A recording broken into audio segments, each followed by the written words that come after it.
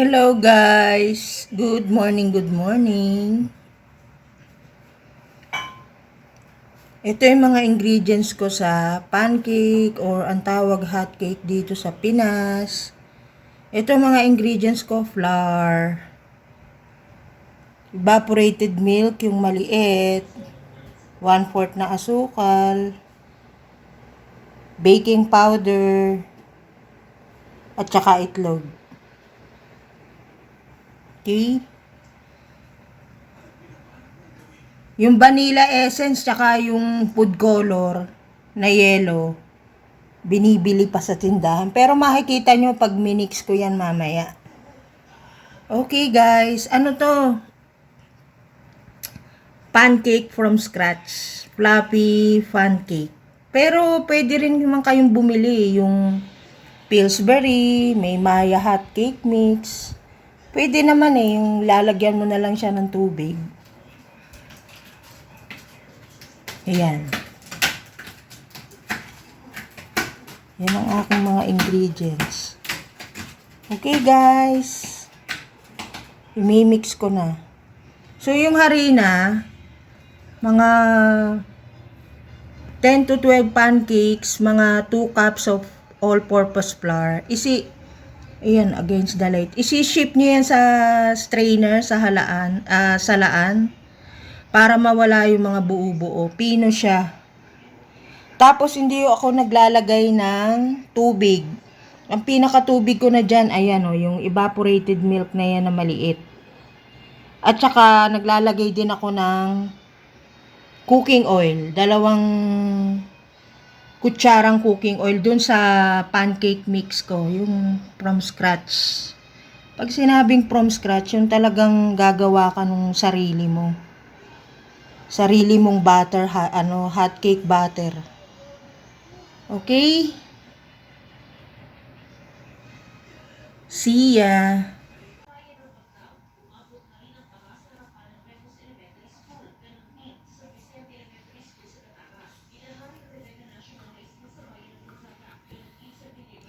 Ayan guys, nilagay ko na sa strainer yung harina. So, yun na ibig ko sabihin. Ayan, kita nyo?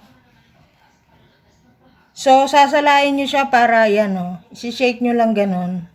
Para mawala yung mga buo-buo. Yung harina, kita nyo? Ayan, diba buo-buo? So, hindi yan kasali. Kasi pag nilagay ko na yung liquid ingredients, magbubuo-buo yan. So, tatanggalin natin siya, no? Yan. Ayan yung 2 itlog. Yung iba, 1 itlog lang ang linalagay. Ako, 2. So, depende yan sa nyo. Ako, 2 itlog. Okay? Lagay natin si shifter dyan. Ngayon, puro dry ingredients muna. So, lagyan natin 1/2 cup ng asukal. Ayan yung asukal, Yan. Kita nyo? Hulog nyo dyan. And then, lagyan nyo ng 1 teaspoon. Ibig sabihin ng 1 teaspoon, 1 kutsaritang baking powder. Ayan. Kasi yung ginagamit ko yung double strength, kaya double strength baking powder para mabilis ang aksyon.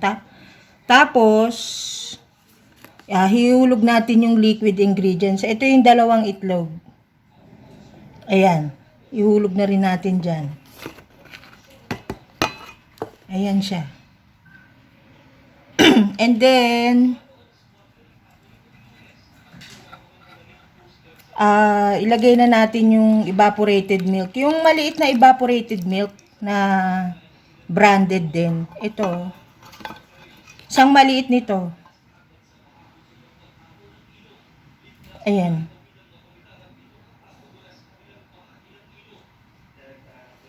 Ihulog natin yung 1 latang maliit. Ito na yun, Yan.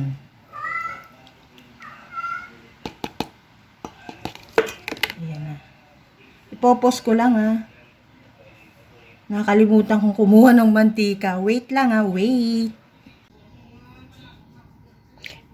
O yan guys, I'm back. So lagyan nyo ngayon ng 2 kutsaritang oil.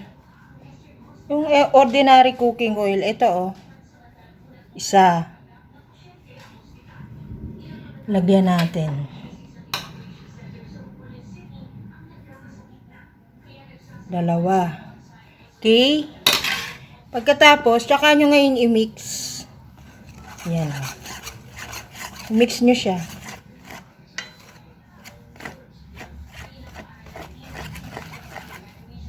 Mag-blend lang siya.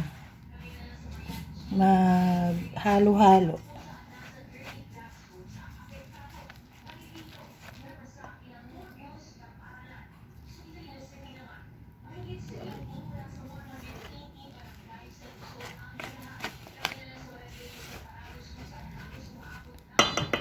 So, babalik ako guys, imimix ko lang ng yung food color tsaka yung vanilla mamaya na yon. Kasi pagkahalo ko nito, isi-set aside muna natin. Ano mo natin ng mga 30 to 45 minutes, isang oras para gumana yung yung double strength baking powder. Kumbaga mag-activate siya. Parang SIM card, ina-activate din. So, kailangan natin siyang i-rest for a while for around 30 minutes to 45 minutes o isang oras para, what do you call that in English? Nako. Ma-activate yung gumana. Maganda resulta nung pancake. Kasi kung dire-diretso yung iluluto yan, hindi. Magiging makunat yan. Hindi na yan siya floppy. So, babalikan ko kayo. Hahaluin ko lang siya, ha? Okay? Nihingal tuloy ako. Shout out sa lahat. Ano to? Pancake? Or hot cake? Mga kineme, ewan? Ano to? Pancake batter from scratch. So, kung may mga harina kayo dyan sa bahay, magkalkal lang kayo sa kusina, marami kayong makikitang ingredients na hindi nyo napapansin kasi syempre mga busy. Okay guys, I'll be right back. So ayan guys, nahalo ko na diba? Nagdagdag ako ng half cup pa rin ng gatas lang para kasi kulang yung isang latang maliit Okay? Yan Pwede rin kayo maglagay ng tubig kung kulang yung gatas na nalagay nyo. Pero ako talaga, hindi ako naglalagay ng tubig.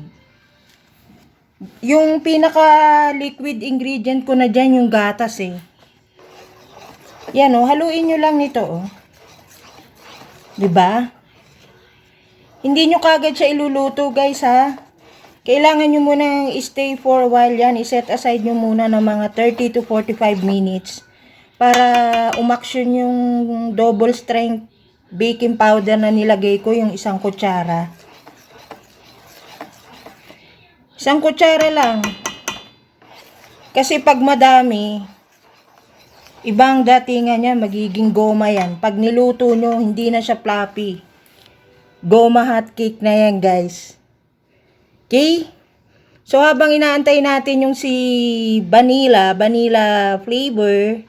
Actually optional naman yung vanilla flavor na yan Hindi rin ako naglalagay ng vanilla flavor kasi may itlog na, may gatas na, may asukal na So pwede ring hindi lagyan, pwedeng lagyan. Tapos yung McCormick na food color na golden yellow, yun optional din yan Kasi yung evaporated milk na yan, pag niluto mo, yan, katulad niya, diba puti yung harina kanina? Nung hinalo ko yung gatas na evaporated milk, diba nagkakulay na din siya? So, habang inaantay natin si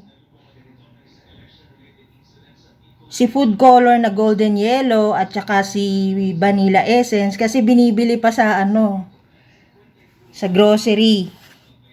Naubusan ako Isi-set aside nyo siya. I-cover nyo siya ng cling wrap.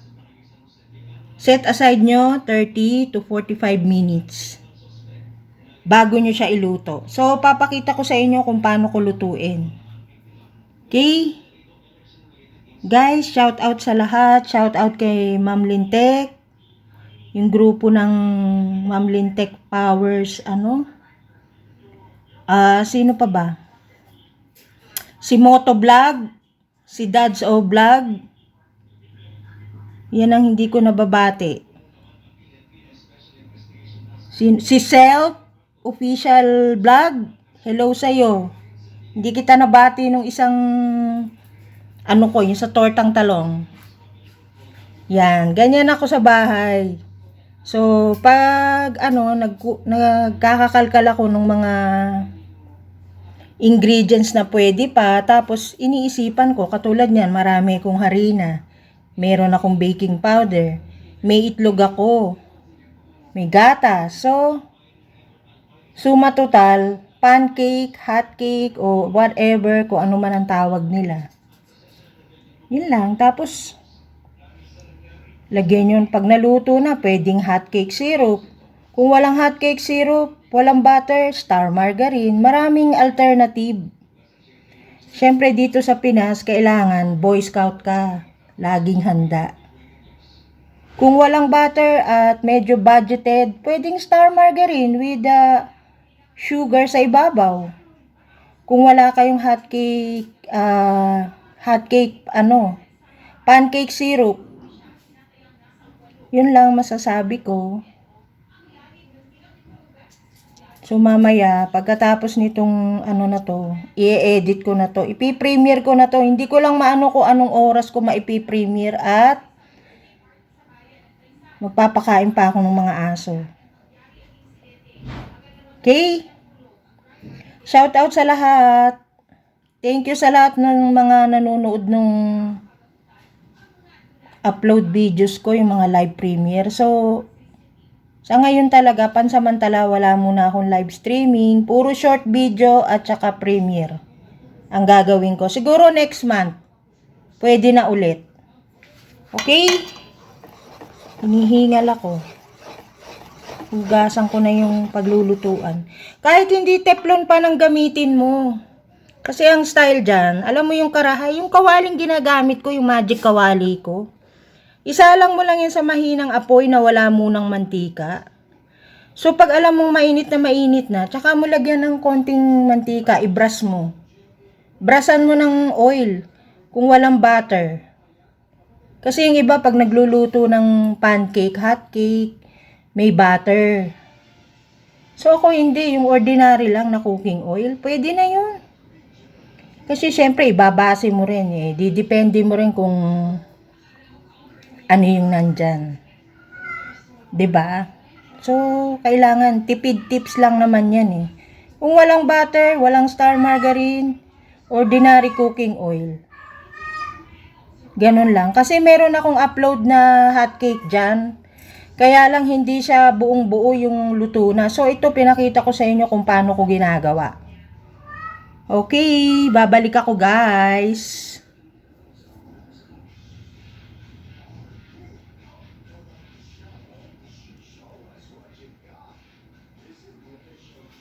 Yan na, ayaw na.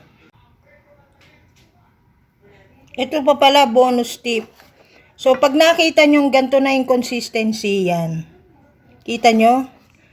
Ganyan pwede na yan. Already mixed. Tsaka wag kayo mag-o-overmix. Yung sobra sa halo. Yung moderate lang. 'Di ba? Yan. Pag ganyan na consistency nung pancake batter nyo, yan. Pwede na yan. So, antayin lang natin ng mga 45 minutes para gumana yung ating baking powder. Yun lang naman yun eh. Ang ginamit ko yung double strength baking powder para mabilis ang resulta. So, habang inaantay natin si vanilla essence, vanilla flavor, tsaka yung anong tawag dito? McCormick food color na golden yellow. Konting-konti lang, mga patak lang. Yung mabibili yung food color na yellow, pwede nyo pang magamit sa ibang ano yun. Ibang recipe, ibang menu. Kaya yun, pag halimbawa, nag-general cleaning kayo sa kusina, marami kayong makikitang ingredients na pwede sa isang recipe. So, isipan nyo ng recipe. 'Di ba? Yan, nabe-blurred na. Yan, oh. Pag ganyan na siya, oh. Ganyan na siya kalapot. Yan, oh. Okay? I'll be right back.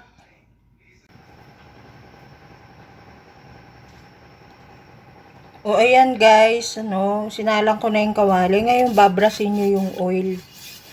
Okay? Yan, brasin nyo. Kunti lang nilagay ko. Yan.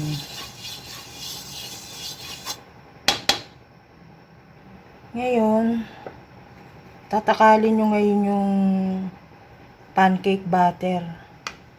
Mga isang ladle. Ito, itong ginagamit ko. Antayin lang muna natin medyo mainit-init pa ng konti.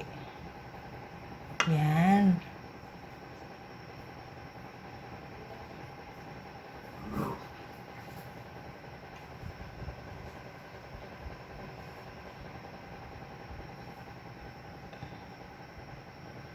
Ito yung pancake batter, lalagay nyo yan.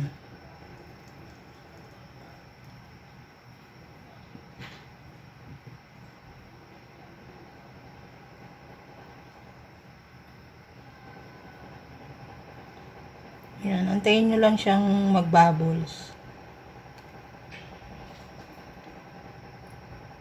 Okay, babalikan ko kayo pag nag-bubbles na siya, ha?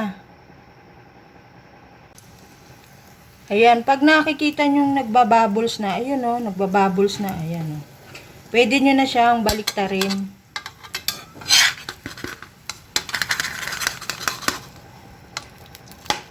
Ayan o. Kita nyo yung, wala na yung ano wala na yung, anong tawag dito? Food color. Yung sinasabi ko, pag hinaluan nyo na evaporated milk, ganyan na magiging kulay niya. Wala na rin yung vanilla essence, so hindi ko talaga nilagyan. At ang tagal-tagal nung bumibili. Yan, pag nakita nyo nang nagbabubbles, pwede na yan. Yan lang. Okay? Tanyo yung kulay, oh. Diba dilaw? Kasi dahil dun sa evaporated milk. So, pakikita ko sa inyo yung finished product sa plato. Babalik ulit ako, ha? Ayan na guys, oh.